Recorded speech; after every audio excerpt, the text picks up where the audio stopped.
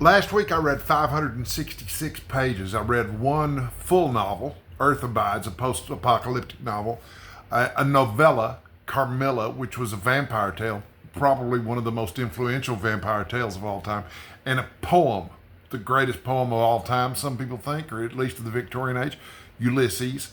And I read little bits and pieces of this and that here and there. I'm Randy. This is the Literate Texan, and this is my weekly recap for last week's reading. So, first, let's talk about, I did not expect my reading this week to speak to each other in the way that they did. Earth Abides is a 1949 post-apocalyptic science fiction novel that was a huge influence on Stephen King. It is partially a strong inspiration for Stephen King's novel, The Stand, which is about, they're both basically about the same thing. There's a disease that wipes out most of humanity. In The Stand by Stephen King, which most of you or many of you have probably already read or at least know about from the miniseries, there's a disease called the super flu that wipes out most of the human race. In Earth Abides, it's the super measles that does this. I get the impression in Earth Abides that there are fewer survivors of this pandemic than there are in The Stand, but it doesn't really matter because they both take very different approaches to the subject. Earth Abides looks more at, what happens to civilization after the end of civilization. Once you've eliminated almost everybody, the infrastructure is going to fall apart. So what happens? Do we all just become savages? Are we doomed to be cavemen afterwards? Of course, in The Stand, Stephen King goes another route, and it becomes a tale of cosmic good and evil. But this video is not about The Stand, and I'm not going to keep talking about The Stand, but I do want to talk more about Earth Abides. Earth Abides, along with Carmilla and along with Ulysses, is about endurance, the willingness or the desire to press forward. The main character in Earth Abides is a character named Ish, who's a young man at the start of the book when everything happens. He's off camping in the woods, hunting and fishing. Excuse me. Smart guy, working on his PhD at the local university, very well read, knows a lot about history, knows a lot about anthropology. And he doesn't realize what's going on when he comes back into town. In fact, he only rolls back into town when he does because he's been bitten by a rattlesnake. And yeah, he had his rattlesnake kit and did what he could to keep from dying from rattlesnake venom. But, he still wanted to come in and get it checked out by some medical professionals. Little did he know the medical professionals were all dead already. And he pieces together what happened via newspapers. And eventually, over time, a small tribe develops around him. And it grows, larger and larger. And one of the themes that also runs through all of these works is the effect of time. And it's an important part of the novel Earth Abides because he has a stone where they keep up with what year it is, and they decide to start over with year one, and they give each year a name based on the most important things that happened that year. And this goes on for a while until it stops. The problem is that most of the people who've survived are not like Ish. They're not interested in planning ahead and rebuilding civilization as we know it. They're just interested in surviving. They're happy to scavenge food out of cans until that runs out, and they'll figure out what to do after that instead of planning for it. They'll use water from the water system until the water system breaks down, and then they'll figure out what to do after that. Ish wants to plan ahead, and he has also one of the themes that's also pervasive through all three of these works that I read this week is the idea of loneliness and connection. And Ish finally finds a connection. He has two big connections. He has some connections. Okay, there's a friend of his that he befriends who dies before he does. That his wife, who also dies before he does. And then he has a son that he connects with. And his son, he actually has faith is going to be able to provide the kind of planning and foresight that he has and maybe help civilization rebuild sooner. Sadly, his son dies during another plague that comes later in the book. So, he winds up having to give up on his view of civilization moving forward. The best he can offer is he teaches people how to use a bow and arrow. So anyway, it's a good book. It's a really, really solid book. But I was surprised at how well it spoke with the other two big works that I read, because Carmilla was, Carmilla couldn't be any more different in terms of genre. It's a Gothic novella, but it turned out to be the inspiration for another much bigger work. Earth Abides was a big inspiration for The Stand. Carmilla was a big inspiration for Dracula. And Carmilla is essentially the story of a young woman. Her name is Laura, and she has a dream, and it's about some woman who comes and cures her loneliness. Laura lives in a remote castle with her grandfather, and maybe it's her father. I think it's her father, actually. Sorry. But she doesn't have a bunch of kids to play with. The only company she has is her father and these servants that they have living there. But eventually later, after her dream, where the woman comes and caresses her and fondles her in bed, that dream comes true later on. It's almost like a premonition, almost beat for beat. And Carmilla is the young woman that comes to live with them. And it's really kind of a cool plot, because there's an old woman who brings Carmilla to them. They have a carriage accident, and Laura's father insists that Carmilla stay with them while the old woman goes and does her thing. Well, the old woman never returns, of course, because Carmilla's just going to stay here and drink the blood of the young women in the neighborhood. All the young women in the surrounding villages are becoming weak, like they're all ill. And so does Laura. Laura suffers from the same symptoms. And they don't realize about the whole vampire thing until later, when they run into a friend of theirs, a general, retired general, who has the same story, okay? Except the young woman that he took in was named Mercala, which is an anagram for Carmilla. But when they realize that her story is exactly the same, the general's daughter actually died.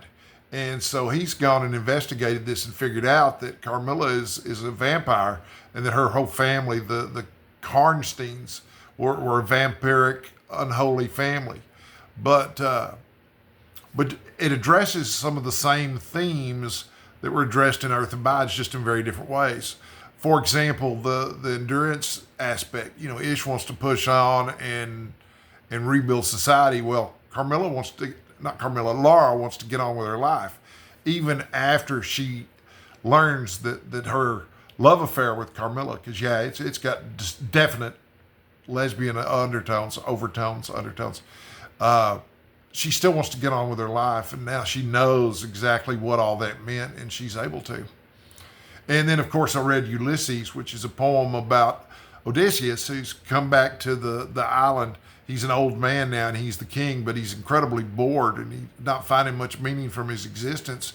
Time has taken its toll on him, and he's not strong like he was, but he desires the kind of connection that he had with his comrades at sea beforehand. And he also has this endurance that he wants to press on until the very end. He doesn't want to just sit around and breathe. Life has to mean more than just sit around and breathing and stuff. So I've got some quotes here from these. I always like to read a little bit about from the actual works that I'm reading, because I want to give the works an opportunity to speak for themselves. But I would recommend all three of these. I'm not going to talk about Dr. Jekyll and Mr. Hyde or Dracula, because I didn't finish Jekyll and Hyde, and I'll cover it next week when I finish it. And Dracula has its own thread. We're discussing that as part of the Lone Star Book Club, which you should check out if you get a chance. And it's easy to find. You just go into the search bar, type in Randy Ray Lone Star Book Club or Randy Ray Dracula, and through the magic of the internet, it'll pull up my videos. But here's some stuff that I marked in Earth Abides that I thought was well written. And the sound of laughter was like something remembered from paradise long ago. I just thought that was a really nice sentence. Not by denying life was life lived. I thought that was really great too. This is at a point in the book where Ish and his wife Em are trying to decide whether or not she should get pregnant, and they should try to have children. And he's worried that being pregnant and having kids is liable to kill her. And she's like, well, not by denying life was life lived. So yeah, you can't deny life and consider yourself to actually be living.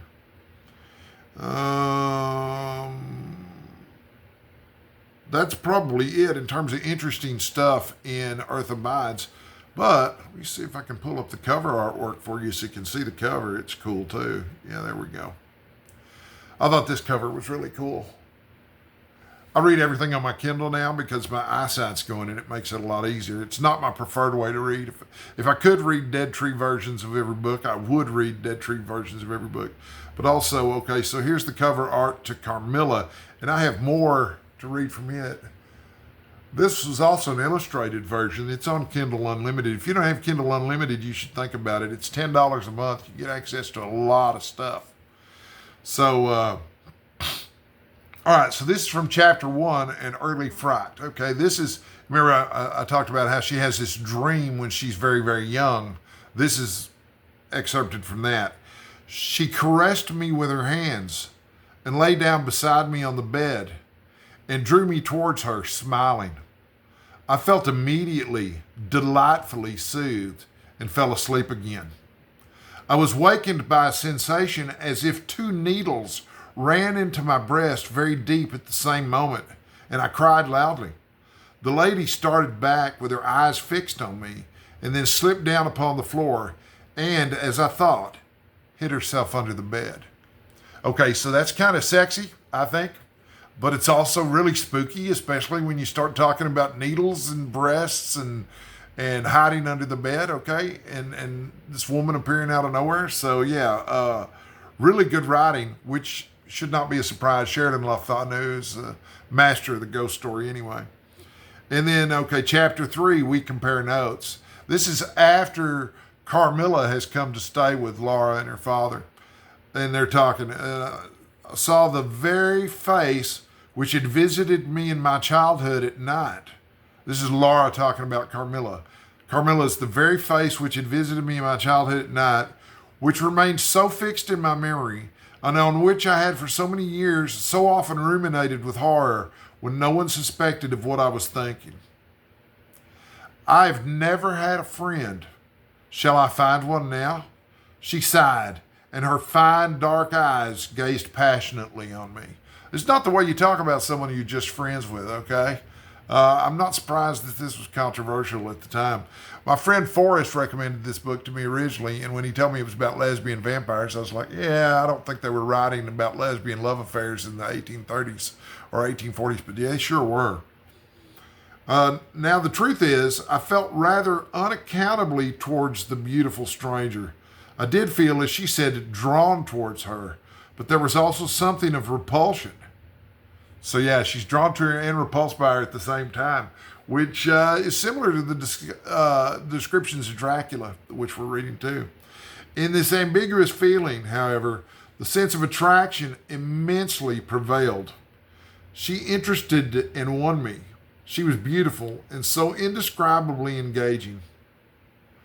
Young people like and even love on impulse. Chapter 4, Her Habits, A Saunter.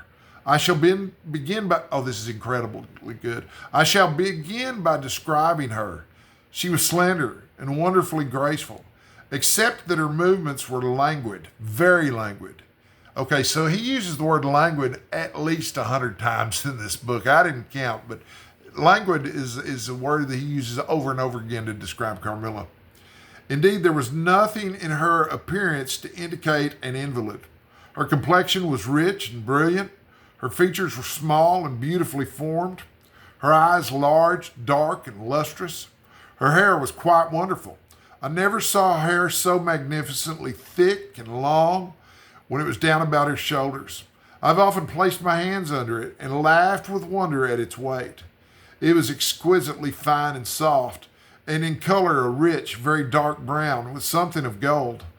I loved to let it down, tumbling with its own weight, as, in her room, She lay back in her chair, talking in her sweet, low voice. I used to fold and braid it and spread it out and play with it. Heavens, if I had but known all. Okay, so this is just like on page 37. She's still getting to know Carmilla, but man, she sure is taken with her looks, isn't she? This is all I knew about her. First, her name was Carmilla. Second, her family was very ancient and noble. And third, her home lay in the direction of the west. So Carmilla's a mysterious creature. 5, a wonderful likeness.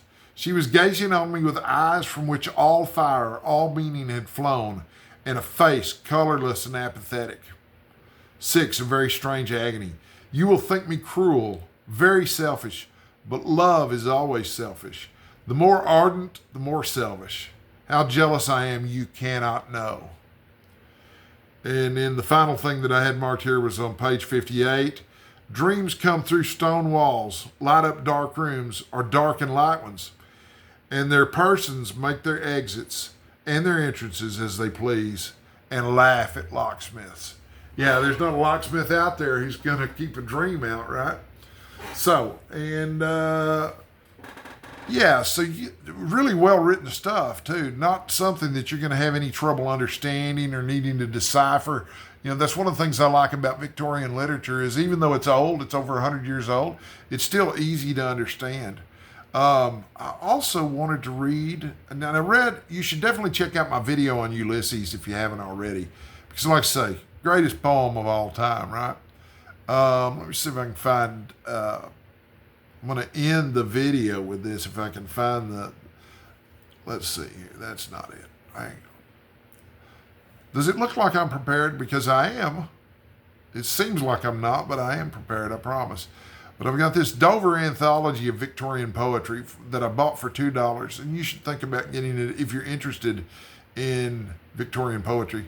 In fact, even if you're not interested in Victorian poetry, give it a shot and see, because you may be surprised at how much you wind up liking it.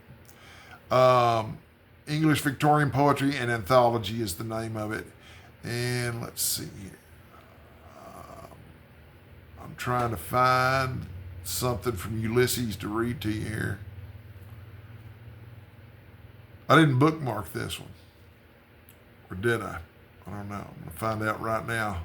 Luckily, it's got a table of contents, whether you bookmark it or not. But yeah, this is by Alfred Lord Tennyson,